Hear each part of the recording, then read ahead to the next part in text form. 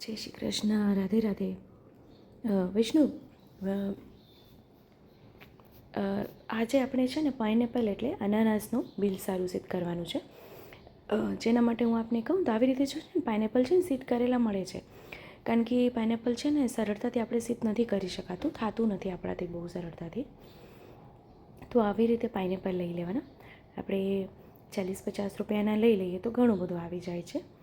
તો આવી રીતે આપણે ખબર હોય તો આવા કાણાવાળા ડબ્બા આપણે મળે છે, ના હોય તો ચાયણી હોય તો બી ચાલે. તો આપણે એને પહેલાં વરાળમાં બાફી લઈએ, કારણ કે કડક હોય છે સેજ, તો એને પહેલાં બાફી લઈએ તો એટલે પોચા પડી જાય, નરમ પડી જાય. તો અહીંયા મેં જલ ગરમ કરવા નીચે આપણે મૂકી દીધું હતું અને આવી રીતે ઢાંકીને એને 5 થી 7 મિનિટ આપણે વરાળમાં બાફી લેવાનું છે. તો 5 થી 7 મિનિટ પછી જોઈએ તો આ છે ને એનો રંગ બી થોડોક આછો થઈ ગયો છે અને આ નરમ બી પડી ગયા છે. હવે આપણે એની ચાસણી કરવાની છે. તો જો અહીંયા છે ને મેં ઓછો પ્રમાણ શેર કર્યો છે, આપને વધારે પ્રમાણમાં કરવું છે તો કરી શકો છો, કારણ કે આ અનાનસનું બિલ સારું છે ને ખૂબ સુંદર લાગે છે. તો અહીંયા છે ને આપને કહું તો અહીંયા મેં અડધી કટોરી સાકર લીધી છે. સાકર સેજ લઈ લેવાની વધારે, અડધી કટોરી સાકર, અને સાકર ડૂબે એના કરતાં સેજ વધારે જલ અહીંયા લેવાનું છે. એના કરતાં થોડુંક વધારે અહીં જલ લઈ લેવાનું છે. અને હવે આપણે એને ગેસ પર મૂકીને ખાંડને પહેલાં ઓગાળી, એટલે પહેલાં આપણે એની ચાસણી કરી લઈએ.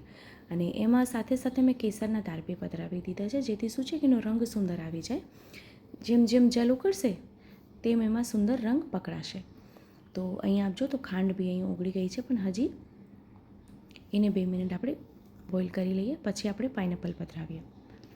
તો હવે અહીંયા આપણે આ પાઇનેપલને જે આપણે હાથેથી નાના નાના ટૂંક કરી લીધા હતા ને એ એમાં પધરાવી દઈએ. સાથે સુગંધી એટલે એલચીનો પાવડર એ બી પધરાવી દઈએ. અને હવે એને એમાં ઉકળવા દેવાનું છે, જ્યાં સુધી ચાસણી ઘટ ના થઈ જાય. કારણ કે જો પહેલાં આપણે પાઇનેપલ બાફશું નહીં ને વરાળમાં તો એ કડક રહેશે, એ ચાસણીમાં પોચા નહીં પડે, વધારે હાર્ડ થઈ જશે, વધારે કઠણ થઈ જશે.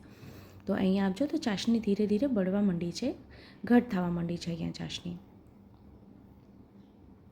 તો અહીંયા આપજો.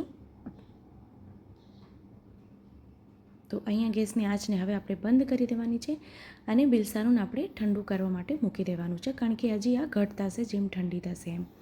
તો અહીંયા જો ઠંડુ થઈ ગયું, ઠંડુ થઈ ગયા પછી આપ અહીંયા જો ચાસણી ઘટ થઈ ગઈ છે અને એનું પ્રમાણ બી થોડુંક ઓછું થઈ ગયું છે, એનું માપ બી થોડુંક ઓછું થઈ ગયું છે, કારણ કે પાઇનેપલ પહેલાં આપણે વરાળમાં બાફી લીધેલું એટલે સુંદર નરમ પડી ગયા છે હવે. તો હવે આ સામગ્રી ઠંડી થાય એટલે આપણે એને પાત્રમાં સાચી લઈએ. હવે સામગ્રી ઠંડી થઈ ગઈ તો હવે આપણે એને પાત્રમાં સાચી લેવાનું છે.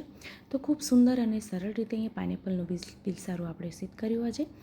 તો આપને વિડીયો કેવો લાગ્યો છે કમેન્ટ કરીને ચોક્કસથી જણાવશો અને આપણા ગ્રુપમાં શેર ચોક્કસથી કરશો, અને વધુથી વધુ લોકો સુધી